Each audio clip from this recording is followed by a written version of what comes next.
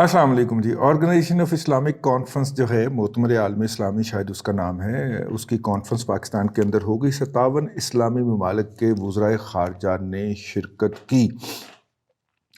اس کا ایک غیر جانبدارانہ تجزیہ ہونا چاہیے کہ ہم نے کیا کھویا اور کیا پایا۔ یوتھیا مجبول القوم الجاہلیہ للعقل للمحدود، بلکہ اب عقل للمحروم کہنا چاہیے، اس کے بیس لیس، بے بنیاد اور فریولس پروپیگنڈے سے ہٹتے ہوئے یہ OIC کی کانفرنس کیوں ضروری تھی، اس کی ضرورت کیوں پیش آئی؟ اس کی ضرورت اس لیے پیش آئی کہ جب کشمیر کا سٹیٹس ختم کیا بھارت نے، تو ہم نے فوری طور پہ دیکھا پاکستان کے دفتر خارجہ نے کہ کون سے انٹرنیشنل فورم سے ہمیں سپورٹ مل سکتی ہے۔ تو اور تو کوئی تھا نہیں، تو ہم نے سوچا OIC کوئی ایک پریس ریلیز جاری کر دے، تو پتہ چلا کہ OIC بھی پریس ریلیز جاری کرنے کو راضی نہیں ہے۔ اور OIC کا اس کے بعد جو فوری طور پہ اجلاس تھا، اس کے اندر بھارت کو مبصر کے طور پہ میرا متحدہ عرب امارات میں تھا، بلا لیا گیا۔ یہ پاکستان کے لیے ایک صدمے سے کم بات نہیں تھی۔ OIC جو ہے، اس کا روح رواں پاکستان رہا ہوا ہے بہت عرصہ تک۔ جو ہے آرگنائزیشن آف اسلامک کانفرنس جو ہے وہ پاکستان کے ٹیکنوکریٹ وغیرہ بھی رن کرتے رہے ہیں۔ پھر سعودی عربوں کے پاس بہت پیسہ آ گیا تیل کا، انہوں نے پھر لوگ کرائے پہ رکھ لیے۔ ہماری اہمیت، ہمارے ڈپلومیٹک کی اہمیت، ڈپلومیٹس جو کہ بڑے جا کے سمجھایا کرتے تھے، ٹھیک ہے، یا پھر ہمارے ڈپلومیٹس نالائق آنا شروع ہو گئے ہوں گے مارکیٹ کے اندر۔ تو بہرحال ہمیں بڑا صدمہ ہوا۔ پھر ہم نے آہستہ آہستہ، ہمارے دفتر خارجہ نے اس مورچے کو دوبارہ اپنے کنٹرول میں لینے کی کوشش کی۔ آپ دیکھیے جو اسلام آباد میں کانفرنس ہوئی ہے، اس میں بھارت ایز اے مبصر نہیں آیا، چائنا آیا۔ تو اس سے آپ کو اندازہ ہو جانا چاہیے کہ ہم نے یہاں پہ گین کیا۔ یہ گین کون سا ہم نے کیا؟ یہ گین وہی ہے، یہ OIC تو ہمارے ہاتھ کی چھڑی اور جیب کی گھڑی ہوا کرتی تھی۔ پھر اس کو ہوا کیا تھا؟ ہوا اس کو یہ تھا کہ OIC جو ہے، اس کا مدار المہام جو ہے وہ سعودی عرب ہوتا ہے، اور سعودی عرب جو ہے وہاں پہ رجیم چینج ہوئی۔ ہم ظاہر ہے ہم نے کوئی پوزیشن نہیں لی، MBS نے بڑے غیر محسوس طریقے سے اپنے ابا کے سارے اختیارات اپنے ہاتھ میں لے لیے۔ ہم نے کہا جی جو جیتا وہ سکندر، جو بادشاہ بنے گا ہم نے جا کے اس کو ہاتھ چومنا ہے۔ تو پھر یہ کیا ہوا کہ ہمارے ایک وزیر اعظم منتخب ہو گئے۔ ان وزیر اعظم نے پہلے تو جناب گاڑیاں بھی چلائیں اور جفیاں بھی ڈالیں اور پپیاں بھی لیں MBS کی۔ پھر انہوں نے بد زبانی کر دی، جو وہ ہر ایک کے بارے میں کرتے ہیں، اور اسی کے طیارے میں بیٹھ کے کی، جیسا کہ میں پہلے بہت دفعہ آپ کو یہ کہانی سنا چکا ہوں۔ تو پھر طیارے میں سے نیچے اتارے گئے امریکہ میں، ٹرمپ سے جب مل کے آئے تھے۔ تو پھر اس کے بعد جو تھا وہ پھر انہوں نے ہمیں ہر فورمز کے اوپر ذلیل کرنا شروع کیا۔ پھر ہم نے اس کی گھڑی بھی بیچ کھائی جو اس نے ہمیں دی تھی ایک وزٹ کے دوران، ٹھیک ہے نا، اور وہ گھڑی بک کے اس کے پاس پہنچ گئی واپس۔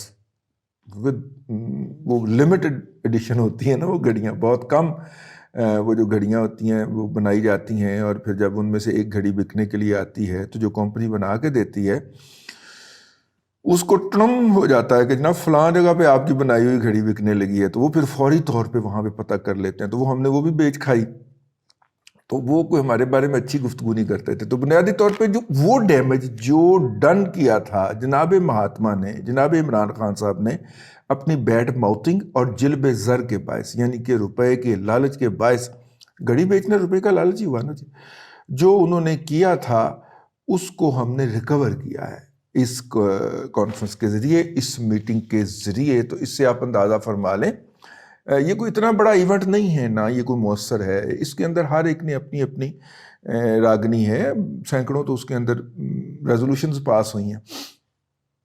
اب دیکھیں نا، ترکی کے وزیر خارجہ نے جناب چائنا کی ایسی تیسی پھیر دی کوئی غور مسلم کے اوپر اور کاشغر کے ذکر کر کے، اور انہوں نے چنگا اس کے اوپر لیکچر دیا ہے، اور جبکہ چائنا کے وزیر خارجہ وہاں پہ موجود بھی تھے۔ اس کے بعد سعودی وزیر خارجہ کو فلسطین تو بھولا ہوا تھا، لیکن انہیں یمن یاد تھا، تو انہوں نے یمن کے اوپر اپنا رونا رویا ہے۔ اسی طرح اللہ آپ کا بھلا کرے، جو اردن اور اس طرح کے کچھ ممالک ہیں، انہوں نے فلسطین کا رونا رویا ہے۔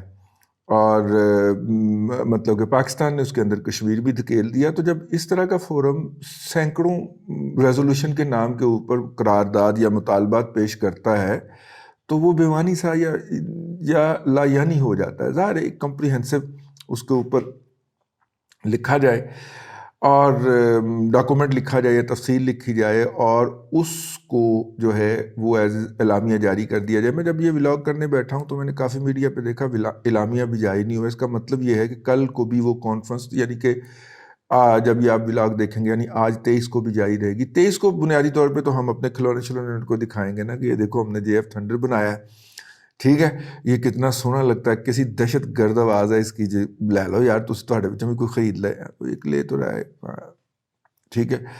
تو افریقہ کا ایک مسلمان برادر ملک خرید تو رہا ہے، لیکن ہم باقیوں کو بھی کہیں گے یار آپ بھی لے لیں. مطلب ہم کوئی اپنا ہائی ٹیک جو ہے وہ ڈسپلے کریں گے 23 مارچ کی پریڈ شیڈ کے اندر. تو وہ آپ تھوڑا سا اس کو بھی ملاحظہ کر سکتے ہیں کہ وہ ایک پہلو ہو سکتا ہے اپنی مارکیٹنگ کا، اور اچھا پہلو ہے مارکیٹنگ کا. اور یوں ہم تھوڑا سا بتا دیں کہ یار یہ جتنے بھی آپ 57 لوگ بیٹھے ہوئے ہیں ان میں سے جو 55-56 ہیں ان سے تو زیادہ بہتر کھلونے ہیں ہمارے بچوں کے پاس جو اس سے کھیلتے ہیں. تو یہ اس کا ایک پہلو ہے. اور کل ہو سکتا ہے کہ کل 22 اور 23 کی تھی، اور جب وہ 2 دن کا مکمل ہوں تو اس کے بعد اس کا ایک مشترکہ اعلامیہ جاری ہو.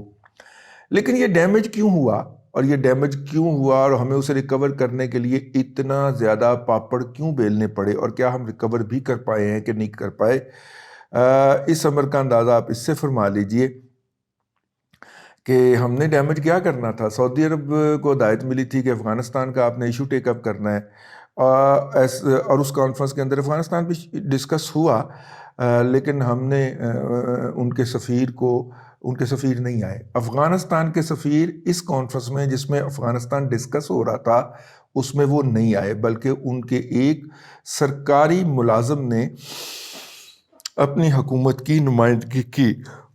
ہو سکتا ہے کچھ لوگ کہہ رہے ہیں کہ چونکہ افغانستان کو بہت سارے کی نئی حکومت کو بہت سارے مسلمان ممالک تسلیم نہیں کرتے، تو اس لیے انہوں نے ان کو ان کی سیٹ نہ دی ہو. ان کی نہیں دی تو صاحب کی ان کو نہیں دینی، طالبان کو نہیں دینی تو صاحب کی ان کو دے دیں، صاحب کی ان کو بھی نہیں دینی.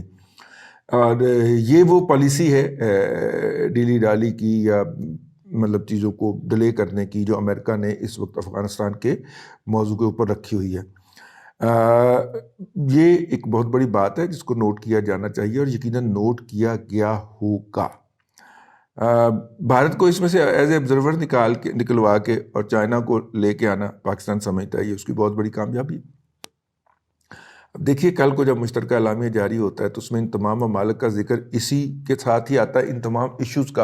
اور کیا کشمیر بھی اسی طرح ہوتا ہے کہ نہیں؟ کیونکہ اس وقت ہمارے ہمسایہ ملک کا میڈیا نے کچھ 1.5 مہینہ پہلے ہی پروپیگنڈا کرنا شروع کر دیا تھا کہ کشمیر جو ہے وہ OIC کے ایجنڈے پہ نہیں ہوگا.